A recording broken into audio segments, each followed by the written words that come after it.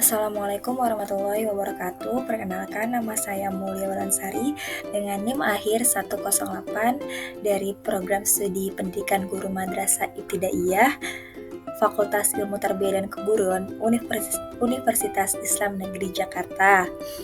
Pada kesempatan kali ini, saya akan menjelaskan tentang sistem peredaran darah manusia, yakni hasil uji coba saya terhadap membuat model sistem peredaran darah manusia. Baik teman-teman, langsung saja kita masuk ke pembahasan berikut ini ya. Baik, uji coba dari pembuatan model sistem peredaran darah manusia ini adalah mempunyai tujuan agar mampu memahami serta menganalisis secara utuh terkait peredaran darah pada tubuh manusia, mulai dari organ-organ yang berperan dalam sistem peredaran darah, serta sistem yang bekerja dalam peredaran darah. Baik, pada pembahasan kali ini adalah pengertian tentang sistem kardiovaskuler atau yang sering disebut juga sebagai sistem peredaran darah, yang terdiri dari jantung, pembuluh darah, dan limfatik. Jaringan ini membawa oksigen dan nutrisi yang menopang kehidupan ke sel tubuh, membuang produksi sel metabolisme, dan membawa hormon dari satu bagian tubuh ke bagian yang lain. Jantung terdiri dari dua pompa terpisah, yakni jantung sisi kanan yang memompa darah ke paru-paru dan jantung sisi kiri yang memompa darah ke seluruh tubuh. Baik, selanjutnya di sini ada metode dari uji coba kita. Yang pertama ada alat dan bahannya. Alatnya adalah botol air mineral. Saya menggunakan 220 yang ukuran 220 ml sebanyak 6 buah. Lalu kemudian ada selang plastik bening dengan diameter 8 mm kurang lebih, sepanjang 3 meter, dan papan triplek atau kayu bekas atau karton atau kardus bisa saja berukuran 50 x 60 cm. Selanjutnya ada gunting atau cutter atau pisau. Yang kedua bahannya terdiri dari air berwarna makanan merah, selotip besar atau double tip. Yang ketiga lilin untuk memanaskan yang misal ujung sumpit besi atau paku dan sebagainya. Lalu ada spidol permanen, kemudian kertas untuk melabeli nama, misal untuk label nama sebagai organ paru-paru dan sebagainya. Baik, selanjutnya di sini ada cara kerja. Yang pertama ada memanaskan ujung pisau atau ujung gunting atau alat untuk yang membolongkan tutup botolnya ini dengan api atau lilin. Yang kedua ada lubangi bagian tutup botol dan bagian bawah botol air mineral kurang lebih seukuran diameter selang plastiknya agar bisa dimasukkan. Yang ketiga ada beri label setiap botol dengan nama bilik kiri, bilik kanan, serambi kiri dan serambi kanan, paru-paru dan seluruh tubuh. Selanjutnya ada yang keempat, tempelkan label pada masing-masing botolnya. Yang kelima ada untuk membuat katup. Kemudian untuk di cara ini saya tidak memakai. Kemudian saya langsung menyambungkan botol dengan botol yang lain dengan selang menembus dari dasar botol antar hubungan botol lainnya. Kemudian pastikan setiap sambungan benar-benar kedap udara dengan menambahkan lem tembak agar tidak terjadi kebocoran.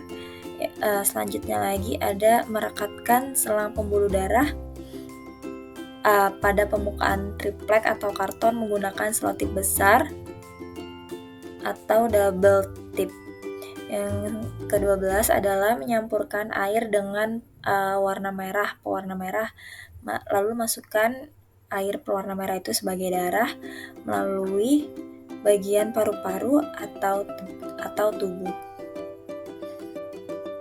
Selanjutnya di sini terdapat gambar-gambar pada proses pembuatannya. Yang pertama, di gambar pertama ada bagian saya melubangi tutup botolnya, kemudian ada alat bahannya itu sumpit besi dan lilin. Selanjutnya mengaitkan antara botol-botolnya itu yang dinamakan sebagai organ paru-paru, bilik kanan, bilik kiri, selambi kanan, selambi kiri, dan bagian seluruh tubuh. Kemudian ditempel ujungnya juga, bawah botol juga dibolongkan, lalu menjadi gambar yang seperti di baris kedua. Assalamualaikum warahmatullahi wabarakatuh. Perkenalkan, nama saya Mulia Ulansari dengan NIM akhir 108 dari Prodi Pendidikan Guru Madrasah Ibtidaiyah, Fakultas Ilmu Tarbiyah dan Keguruan, Universitas Islam Negeri Syarif Hidayatullah, Jakarta. Perkenalkan, di sini saya akan mempresentasikan bagaimana cara menggunakan alat kerja yang telah saya buat. Jadi ini adalah model dari sistem peredaran darah menggunakan bahan bekas berupa botol. Jadi ukuran botolnya ini 220 ml dan ada air yang telah diberi pewarna makanan warna merah. Air ini kita anggap sebagai darah. Mari teman-teman langsung saja kita lihat bagaimana proses darah dapat mengalir ke seluruh tubuh.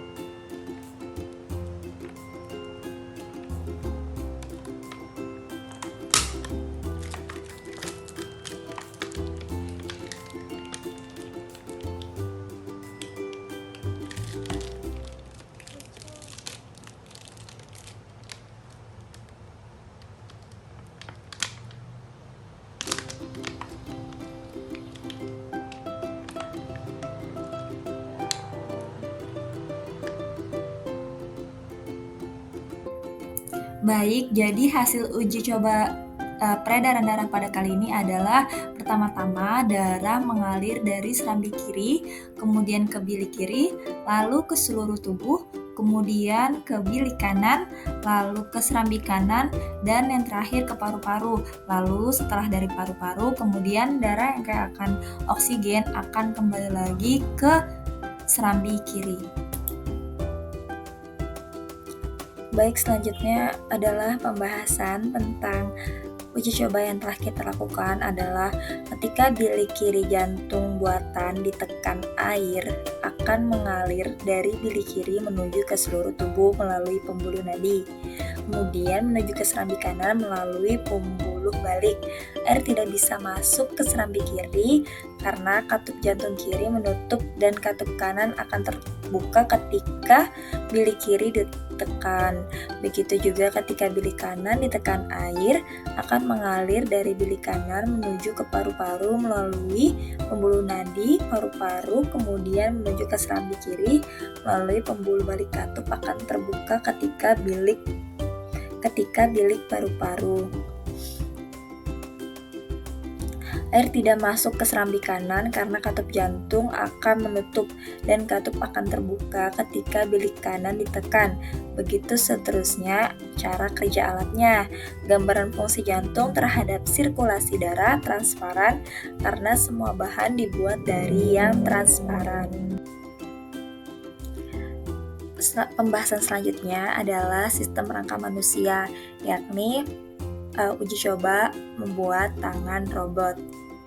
Mari kita simak penjelasan berikut ini. Selanjutnya adalah pengertian rangka. Tulang sendiri memiliki beberapa lapisan dari luar ke dalam yang secara berturut-turut ialah periosteum, tulang kompak, tulang spons, endosteum, dan sumsum tulang. Sementara 5 bentuk tulang diantaranya tulang pipa, tulang pipih, tulang pendek, tulang tidak beraturan, dan tulang sesamoid. Selanjutnya di sini ada metode praktikum, yakni alat dan bahan yang digunakan. Yang pertama alatnya ada gunting, yang kedua ada penggaris, yang ketiga ada pensil, dan bahannya yang pertama ada benang kasur atau benang rajut, katun, yang kedua ada sendok plastik, yang ketiga ada kertas karton, yang keempat ada double tip. Baik, selanjutnya di sini ada cara kerjanya. Yang pertama, membuat pola tangan kita di atas kertas karton, ditandai juga setiap sendi buku jari dengan pensil. Yang kedua, pola tangan tersebut digunting dengan melebihkan area hingga pangkal lengan seperti gambar. Yang ketiga, ada setiap bagian sendi ditekuk pada bagian yang ditandai pensil. Yang keempat, ada sedotan kecil digunting dengan panjang sekitar masing-masing 1 cm atau sekitar panjang buku jari tangan sebanyak 14 buah. Yang kelima, ada pada pola telapak tangan ditempelkan double tip dengan diberi jarak seperti pada gambar untuk memudahkan gerakan. Setiap sedotan ditempatkan dengan posisinya sebagai berikut. Yang pertama, sedotan kecil digunting lagi dengan ukuran panjang sekitar 3-5 cm sebanyak 5 buah, panjang disesuaikan dengan pola telapak tangan. Lalu kemudian sedotan ditempelkan seperti pada gambar. Kemudian sedotan besar digunting lagi sepanjang 3 cm.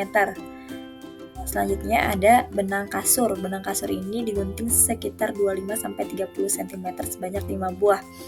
Kemudian setiap benang dimasukkan ke dalam setiap lubang sedotan, dimulai dengan sedotan yang paling dekat dengan ujung jari masuk hingga ke sedotan besar dengan pangkal lengan. Lalu buatlah simpul di salah satu ujungnya agar nanti bisa tersangkut di ujung sedotan. Lalu dicoba tarik masing-masing ujung benangnya menjulur ke bagian pangkal tangan, dan pastikan apa yang terjadi dengan sedotan dan pola telapak tangan. Ulangi percobaan dengan menarik 2-3 benang sekaligus. Baik, selanjutnya di sini adalah pembahasan tentang hasil penelitian. Nah, di gambar sebelah kiri adalah tangan robot ketika diulurkan, di gambar sebelah kanan ada tangan robot ketika ditarik. Saat masing-masing benang ditarik, maka yang terjadi pada sedotan dan telapak tangan adalah bergerak, dan gerakan tersebut disebut dengan ekstensi dan abduksi. Gerakan ekstensi menghasilkan pergerakan telapak tangan ke arah luar, sedangkan gerakan abduksi menghasilkan pergerakan telapak tangan menjauhi badan. Kedua gerakan ini terjadi karena kontraksi otot yang terkait dengan tulang dan sendi, serta interaksi antara otot dan tulang yang bekerja secara harmonis untuk mencapai tujuan gerakan yang diinginkan. Hal ini menggambarkan gerakan otot dan tulang-tulang sendi bekerja secara sadar. Ketika beberapa atau semua benang ditarik, maka terjadi koordinasi gerakan lebih banyak lagi otot, tulang, dan sendi pada tangan. Berdasarkan pola gerakan yang diamati, kemudian jenis sendi yang menyatukan tulang-tulang buku jari tangan adalah sendi pelana. Sendi pelana memungkinkan gerakan bolak-balik dan satu sisi ke sisi lain. Tetapi dengan rotasi terbatas. Contoh, sendi pelana adalah sambungan sadel di pangku ibu jari yang memungkinkan ibu jari menjauh dari telapak tangan di sepanjang bidang. Sedangkan sendi yang menyatukan telapak tangan dengan pangkal lengan merupakan salah satu contoh sendi siku. Sendi siku memungkinkan gerakan fleksi, ekstensi, dan rotasi, serta menghubungkan telapak tangan dengan pangkal tangan. Selanjutnya adalah pembahasan mengenai sistem pernafasan manusia, yakni pengaruh kualitas udara terhadap sistem pernafasan manusia. Langsung saja kita simak percobaan dari asap rokok terhadap sistem pernafasan manusia. Baik teman-teman, di sini sudah tersedia alat dan bahan untuk uji coba asap rokok. Yang pertama alatnya adalah satu botol seukuran 1,5 liter, dan juga ada kapas di sini, dan juga satu batang rokok, dan juga sumpit besi untuk membolongkan tutup botolnya ya teman-teman, agar nanti rokoknya dapat dimasukkan ke dalam tutup botolnya. Kemudian Panaskan sumpit untuk melubangi tutup botol tersebut agar rokok dapat masuk ke dalam tutup botol. Kemudian masukkan kapas ke dalam botol sampai setinggi 1/4 botol. Kemudian nyalakan rokok dengan korek api. Kemudian tekanlah bagian bawah botol dan bagian tengah botol. Lakukan hal tersebut selama 5 menit.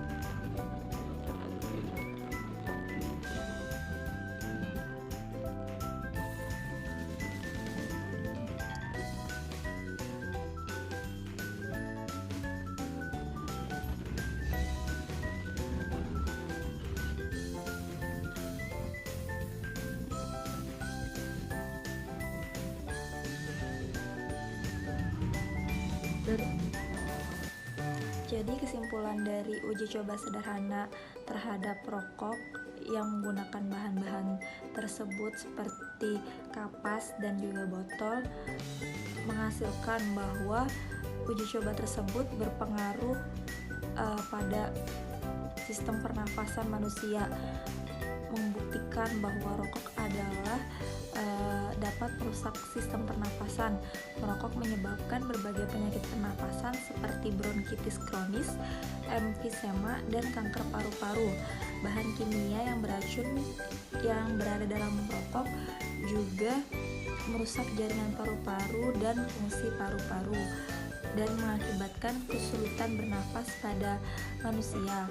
Oleh karena itu, merokok sangat buruk bagi kesehatan pernapasan dan secara drastis dapat meningkatkan resiko penyakit paru-paru yang serius. Terima kasih kepada teman-teman yang telah menyimak pembahasan mengenai sistem peredaran darah manusia, uji coba model tersebut, dan juga mengenai pembuatan sistem tangan robot, dan juga yang terakhir adalah uji coba rokok terhadap sistem pernapasan manusia. Semoga materi yang disampaikan dan uji cobanya dapat bermanfaat. Wassalamualaikum warahmatullahi wabarakatuh.